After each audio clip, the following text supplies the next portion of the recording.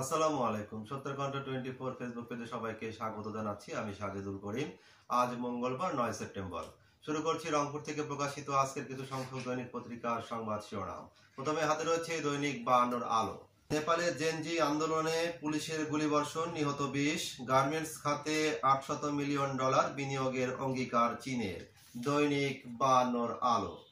দৈনিক দাবানলের সংবাদ শিরোনামে রয়েছে চারিদিকে অশান্তির ঝড়, জনমনে স্বস্তি ফিরছে না। আজ ডাকসু নির্বাচন, বদলে যেতে পারে জাতীয় রাজনীতির সমীকরণ।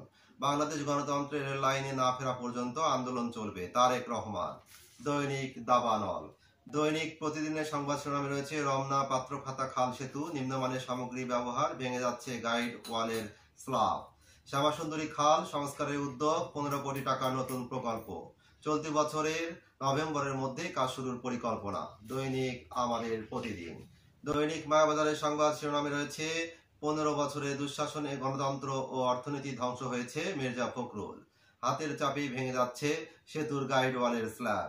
সারা দেশে 33,000 মণ্ডপে হবে দুর্গা পূজা। দৈনিক মায়াবাজার। দৈনিক প্রথম খবরের সংবাদ শিরোনামে রয়েছে প্রধান উপদেষ্টার সঙ্গে আন্তর্জাতিক গণিত ও জীববিজ্ঞান অলিম্পিয়াডের পদক জয়ী 6 শিক্ষার্থীর সাক্ষাৎ। রংপুরে আন্তর্জাতিক সাক্ষরতা দিবস পালিত। দৈনিক প্রথম খবর। দৈনিক যুগের আলো সংবাদ শিরোনামে রয়েছে ব্যাংক একীভূত করতে 20,000 কোটি টাকা মূলধন দেবে সরকার। মপ করে মুক্তিযোদ্ধা ও মুক্তিযুদ্ধকে খাটো করার সুযোগ নেই, সেনা সদর। দৈনিক যুগের আলো।